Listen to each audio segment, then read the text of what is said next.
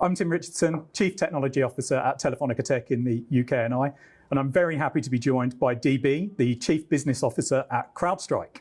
We're going to have a chat about how the cyber landscape is evolving and how that is changing the dynamic in executive boards as well. So I've seen from my own experience, working with the exec boards at many customers, that the cybersecurity is very much getting on the agenda of boards. And I think that's because, from my own experience, threats are evolving fast, AI is changing the game, and regulation in response is getting tougher and tougher. But I'm really interested in your perspective on that. So what do you see as the key shifts that's brought us to this crossroads, and how should business leaders be thinking differently right now? Tim, it's a pleasure to be here. That's a great question. I think cybersecurity is really at a crossroads today, and that's because the prevalence of attacks is at an all-time high. Yeah. AI is supercharging the adversary. It's also supercharging us as defenders. I think every board, every executive now knows that they have cyber risk and they need to do something about it. And the things that they did about it, if they were even paying attention to it 10 or 15 years ago, is very different today. Yeah. What is the right strategy and architecture to allow a business to use AI effectively to grow, to scale, to accelerate, to cut costs? But also, how do you do that securely, and how do you leverage AI to actually stop adversaries? Years ago, we were talking about just ransomware being a problem, and I don't think organizations should look at it as they have a ransomware problem. I think our approach of viewing the threat landscape as you have an adversary problem rings even more true today than it did before. So it's about who is the adversary, what are the techniques that they're using, what are the techniques you're using to stay one step ahead, how do you effectively bring AI into the organization? These are the right topics, and they provide light on what is, kind of a dark space in terms of cyber risk. It's scary, it's confusing, it's complicated. I think everyone's looking for help simplify, help consolidate, help provide a strategy that actually works, and most importantly, stop the breach. I think a core part that I'm seeing as well is the change in regulation in response to the evolving threat landscape, the evolving technology market as well. So from DORA, NIS2, SEC, it's ramping up fast. But for many leaders, it's just becoming a tangled web of requirements. So what advice would you give companies in dealing with this kind of growing regulatory pressure while still focusing on meaningful risk reduction? I think regulation is just a reality in almost every country. And in many ways, cyber previously was something that wasn't on the forefront, and so there wasn't a lot of regulation around it. I think a lot of the regulation really comes from data residency. Yeah. Ultimately, leaders have to comply with the laws of their land, and I think that's just the reality of where things go. It's really up to us as solution providers together to help organizations meet local data regulations. But it's also very important not to lose sight of really what the focus is. And the focus is, what's a cyber strategy that keeps the organization secure, that keeps the organization resilient, and that fundamentally stops adversaries from entering and stops data from leaving. That's really the focus. So regulations will evolve, and they constantly are. Ultimately, what's not evolving is the problem. The problem is very fundamental and foundational. And the problem is, adversaries are trying to disrupt the business, and it's our responsibility together, and that's why we have such a great partnership, to help organizations stay protected and for them to ultimately save money and actually get better outcomes than they've ever seen before and increase productivity in staying protected. I think that's equally, if not even more important than regulations du jour. And I think one of the things adversaries are using, and you've mentioned it already, is AI. And it's opened the door to new threat types, from weaponized phishing to deep fakes. But it's also transforming the way in which we can defend ourselves as well. So where do you see AI having the greatest impact in cyber, both in terms of risk and defensive capability, and what should leaders be doing right now? I think the SOC of today is very different than the SOC of 10 years ago. And it will be drastically different than where we're going with an AI native SOC. People will always be, and that's our belief, part of the feedback loop and part of operating a cybersecurity program. However, the role of individuals in being cyber experts, I think, is really evolving. A lot of level 1 and level 2 work can be drastically automated and even autonomous with the capabilities of AI. Cybersecurity is a very good application of AI because there's a lot of structure to and patterns to how adversaries work. Ransomware is a great example where AI was very effective. I think, the world's gotten really excited about AI in the last year to 2 years. Here in cyber, we've been using AI and machine learning for the last couple of years, really since the Falcon platform first hit the scene, to say we have a non-signature based approach, a non-database driven approach to stop breaches. So cyber is a really good application point for AI use cases. And I'm super excited about the future. And back to kind of the end of your question of what should leaders be doing right now, they should be looking to modernize their SOC and ultimately setting some very rigorous standards of what they want the outcomes to be in terms of protection, in terms of inputs, and most importantly, in terms of outputs of what they can expect from their SOC. And I think there's a sect of companies and a whole part of the market that doesn't even know what a SOC is. When you say a SOC, they look at their shoes and they say, I wear a SOC. Yeah. So for that part of the market, they just need the outcome. So I think there's definitely a maturity across the market of organizations that are small that they know they need to do something about cybersecurity, and they need you to help them with the right technologies and really selling the outcome. Then there's more mature, larger enterprises where they need to reimagine their SOCs today from the basis of how can we best utilize AI to stop breaches, number one, and two, how can they securely bring AI into their organizations, not just from a security perspective, but from an organizational digital transformation strategy, and how can they do that securely? Brilliant, thank you. I wanted to just touch on resilience by design. So more organizations are accepting that breaches will happen. So the priority now for them is how do you, in a rapidly detect, contain, and recover from those breaches. So what does real cyber resilience look like in 2025? And where do you see companies still falling short? Well, I think resilience has been a really important topic over the last several years. And I think most organizations realize there will be incidents. Ideally, incidents are incidents and breaches are breaches, and we're able to keep one separate from the other. But I think it's having the right level of redundancy in terms of the technology capability. It's having also the right architecture, and that's something that's inherent in products and platforms, so that there is a resilience factor built into the architecture of the technologies that are using. And it's not just the technologies, it's also how they're being operated. So I think those are the main elements. And then there's always an important emphasis on quality. And I think one of the things that is really special about CrowdStrike is having such an easy to deploy solution, no issues upon install, having something where quality is built in from the very beginning into the architecture is very, very important. But I think at a board level, resilience and having a resilient strategy is a reality. And I think a lot of consultancies have seen a significant uptick. And I think AI and the AI environment, the AI era that we're in, only kind of accelerates and emphasizes why we're going to trust digital more.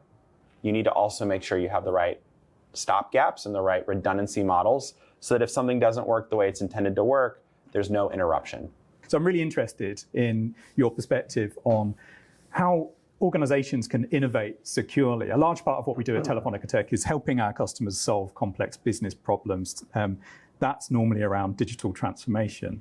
Couple that with a technology industry that's innovating at pace. There's new technologies coming out all of the time that organizations are experimenting with and then moving those into production so they can get value out of them.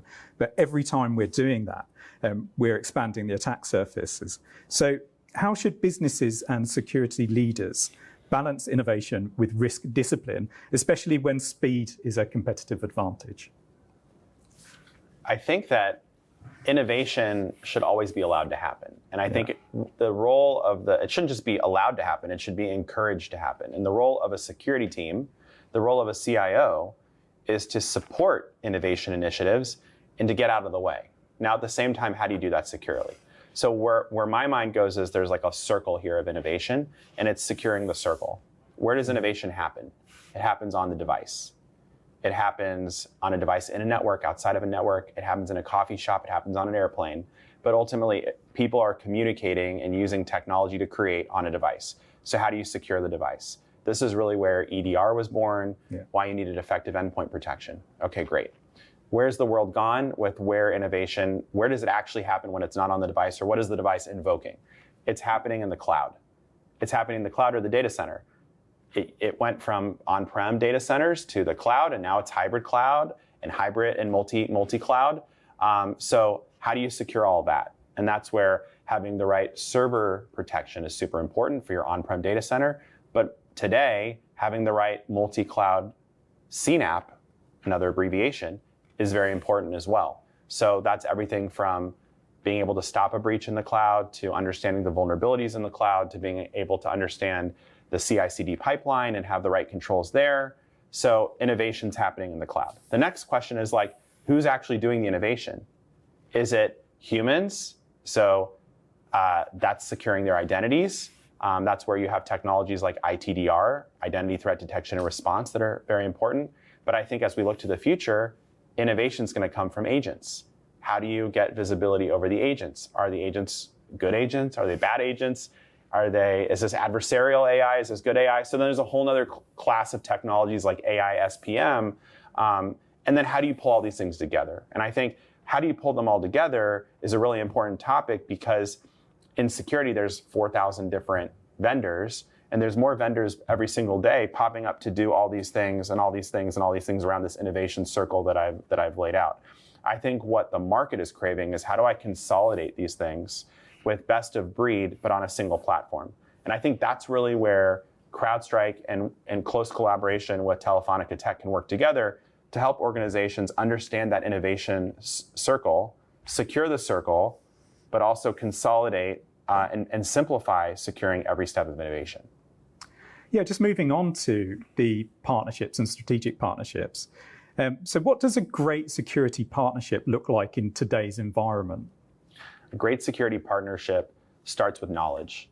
Ultimately, an end customer needs to get value and expertise from whoever they're talking with. Whether they're talking with us, the ISV, or they're talking with you, the solution provider, they're trying to figure out how to solve a problem. And first, it's helping the customer understand the problem, because a lot of folks don't know what the problem is. They know they have a problem, they don't know where it is, what it is, exactly how to quantify it. So first, understanding the problem is where partners are super helpful for us. Two is bringing in the right solution, and bringing in the right solution at the right time. Not everybody's ready for everything, and not everybody has the same set of problems. So making sure you can bespokely solve a problem with the right technologies at the right time, show the value, is very important to us. And that's also the role of our partners in helping work with end customers. And then three is bringing that technology to life, helping them implement the technology, operate the technology.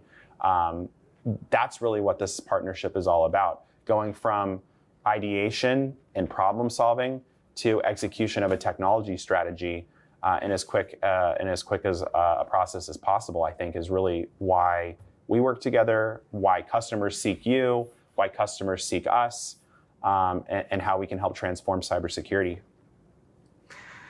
So if we move on to what's coming next, so cyber risk doesn't stand still. What's the next big strategic threat or blind spot that organizations aren't thinking enough about today? I think it's everything related to AI adoption. I think we're in the very early innings of quantifying and understanding AI risk. It's difficult to know what it is, isn't it? It's difficult to know what it is. I think organizations are even unsure of all the AI tooling that they have. There's a lot of BYO AI going on. Yeah. People find new flavors of AI tools that help them be more productive every day. Like shadow AI. Shadow AI, exactly. Yeah. It's like before it was BYOD and BYOT and shadow SaaS apps. I think the world that we live in today is all those realities and more are the realities of what AI is bringing about. And I don't think successful IT leadership is going to be successful by blocking these initiatives. They need to embrace these initiatives, but now the challenge falls to them to say, how do I understand what's going on? How do I get visibility? How do I get enforcement? How do I set up guardrails? How do we make sure that AI use is sanctioned?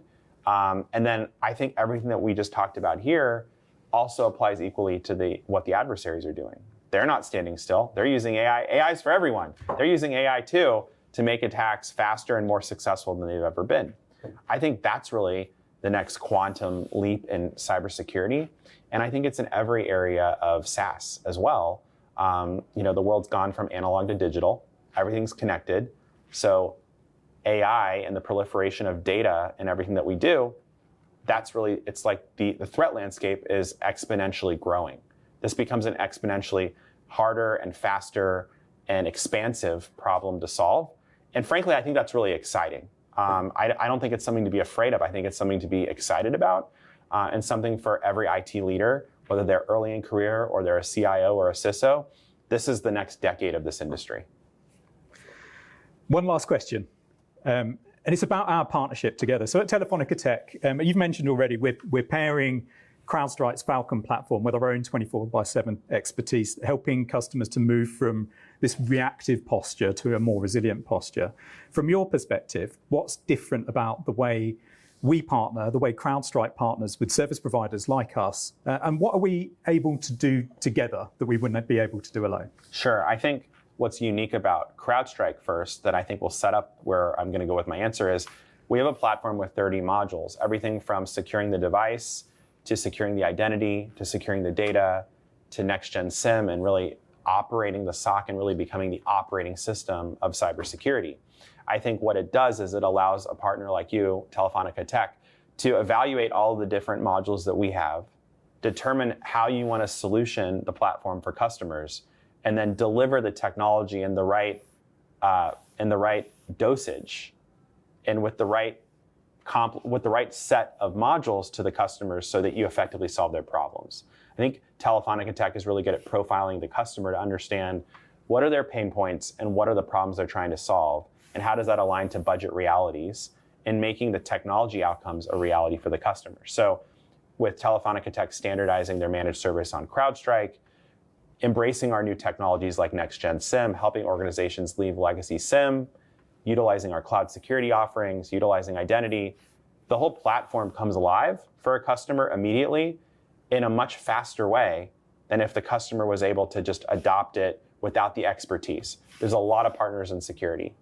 and there's a lot of partners that are happy to sell a solution. There's fewer partners, and there's not many, that are there to solution it for the customer. And I think that's the investment you've made in CrowdStrike, and what we see as the outcome of that is far differentiated in the market from a reseller or from different partner types. So it's Telefónica Tech's expertise, it's the closeness and the proximity with the customer, and it's turning the needs into realities and outcomes for a customer that really differentiates what we're doing together. Thank you very much. It's been an absolute pleasure talking with you. Great to be here. Thanks.